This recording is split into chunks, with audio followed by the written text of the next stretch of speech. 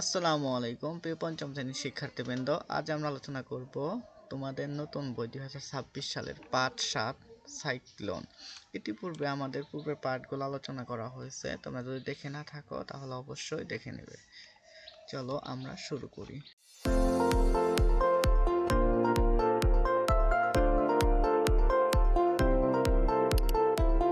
দেখো, সাইক্লোন কবিতা লিখেছেন কে? রাহমান শামসুর রাহমান। দেখো, চাল উড়ছে, ডাল উড়ছে, উড়ছে গরু, উড়ছে মোষ, খই উড়ছে, বই উড়ছে, উড়ছে পাজি বিশ্বকোষ, ময়লা চাদর ফর্সা জামা, উড়ছে খেতে সর্ষে জব, লক্ষ্মী পেঁচা লক্ষ্মী ছানা, ঘুরছে যেন চরকি সব, ঘুরছে যেন চরকি সব। তো তোমরা যেহেতু পরীক্ষায় 8 লাইন আসবে, সেই কারণে 8 লাইনে পড়ে দিচ্ছি, তোমরা বাকিটুকু পড়ে নিতে পারো। আমরা এখন বাকি অনুশীলনী সমাধান করব। দেখো, শব্দের অর্থ জেনে নেই। কুকড়ে, কুকড়ে শব্দের অর্থ কি? কুকড়ে শব্দের অর্থ মোড়ক। কেশ, কেশ শব্দের অর্থ চুল। খড়ের ঘর, যে ঘরের চাল খড়ের তৈরি। ঘূর্ণি হাওয়া, প্রচণ্ড বেগে ঘুরতে থাকা বাতাস। চর, নদীর ভিতর থেকে জেগে ওঠা ভূমি। চরকি, বাতাসে ঘোরে এমন খেলনা। পক্ষীছানা, পাখির বাচ্চা। পাজি, পঞ্জিকা, দিন, তারিখ ইত্যাদি হিসাবের বই। পানির তোর অর্থ পানির প্রবল বেগ। ফর্সা, সাদা। বিশ্বকোষ, জ্ঞানের তথ্য যে বইয়ের অভিধানে সাজানো থাকে। জব অর্থ কি? গম জাতীয় শস্য। শাক, শাক শব্দের অর্থ শঙ্খ। সর্ষে অর্থ সরিষা। এরপর রয়েছে অনুশীলনী সমাধান। 1 নম্বর রয়েছে শব্দ দিয়ে বাক্য তৈরি করি। দেখো, বিশ্বকোষ, বিশ্বকোষ দিয়ে বাক্য তৈরি হয়। বিশ্বকোষ সভ্যতা ও সমাজের বাতিঘর। ঘূর্ণি হাওয়া, কালবৈশাখী ঘূর্ণি হাওয়ার ফসলের ব্যাপক ক্ষতি করে। আকাশ ভেঙে, সারা রাত আকাশ ভেঙে বৃষ্টি হয়েছে। ধোয়া জামা, ধোয়া জামাগুলো আলাদা করে রাখো। খড়ের ঘর, খড়ের ঘরগুলো দেখতে বড়ই সুন্দর। 2 নম্বর, যত পারি মিল শব্দ তৈরি করি। যেমন চাল, ডাল, তাল, কাল। খই, কই, বই, মই। গরু, চরু, মরু, সরু। কোষ, মোষটি কি হয়? কোষ, ঘোষ, দোষ। জোরে, মোর, ভোর, ঘোর। ছানা কি হয়? জানা, মানা, খানা। তোমরা তোমাদের মতো করে আরো তৈরি করতে পারো। 3 নম্বর রয়েছে নিচের প্রশ্নগুলোর উত্তর বলি ও লিখি। ক নম্বর, কবিতায় কোন প্রাকৃতিক দুর্যোগের কথা বলা হয়েছে? দেখো, ক নম্বর, কবিতায় সাইক্লোন নামক প্রাকৃতিক দুর্যোগের কথা বলা হয়েছে। এর তাণ্ডবের কাছে পশু পাখি থেকে শুরু করে সবাই অসহায়। এটি জানমাল ও ফসলের ব্যাপক ক্ষয়ক্ষতি সাধন করে। এর ফলে খাল ও নদীর পানি ফুলে ওঠে। খ নম্বর প্রশ্ন, ঝড়ে কি কি উড়ছে তার তালিকা তৈরি করি। দেখো তালিকা।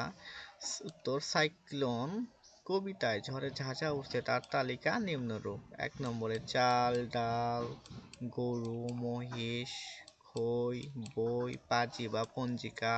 8 নম্বরে বিশ্বকাপ, ময়লা চাদর, ফর্সা জামা, সর্ষে, জব। 13তে মাছ। 14 নম্বরে গাছ। চম্পাবতীর কেশ জলে ভাসছে কেন? দেখো, প্রাকৃতিক দুর্যোগের মধ্যে অন্যতম ভয়ঙ্কর ও ধ্বংসাত্মক হচ্ছে সাইক্লোন। এর তাণ্ডবে ঘরবাড়ি, ফসলের মাঠ স্রোতে ভেসে যায়।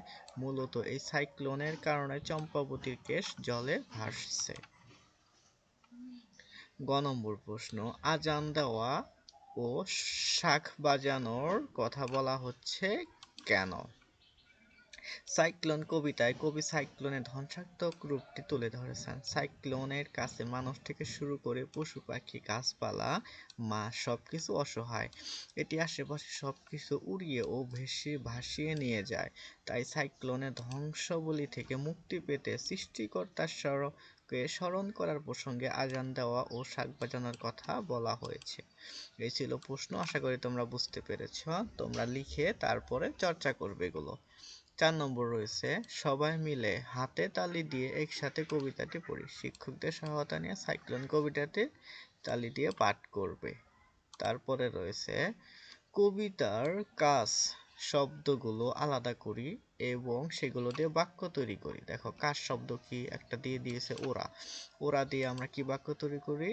আমরা ছাদে ঘুড়ি ওড়াই। তারপরে ঘোড়া, মৌমাছি ফুলে ফুলে ঘুরে মধু সংগ্রহ করে। ফোলা, ফোলা একটা কাজ, তাহলে জ্বরের সময় নদীর বুকে পানি ফুলে ওঠে।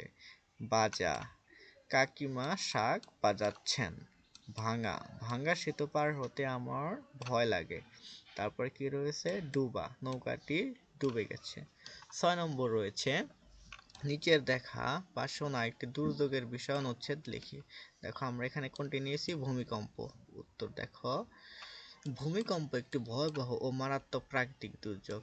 সম্প্রতি আমরা এই ভয়াবহতা প্রত্যক্ষ করেছি। ঢাকা সহ দেশের বিভিন্ন জায়গায় ভূমিকম্প অনুভূত হয়েছে।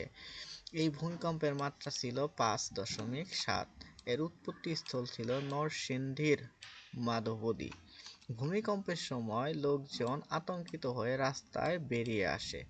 এর স্থায়িত্ব ছিল কয়েক সেকেন্ড। ভূমিকম্পের প্রভাবে দেশের বিভিন্ন জায়গায় ভবন স্থাপনায় ফাটল ধরে। পাশাপাশি ভবন দেওয়ালে ধসে 10 জনের মৃত্যুর ঘটনাও ঘটে। এটি ছিল আমার দেখা সবচেয়ে ভয়াবহ প্রাকৃতিক দুর্যোগ। তোমরা এখানে অন্যটাও দিতে পারো তোমাদের ইচ্ছে মতো, যেটা তোমরা ভালো করে লিখতে পারে।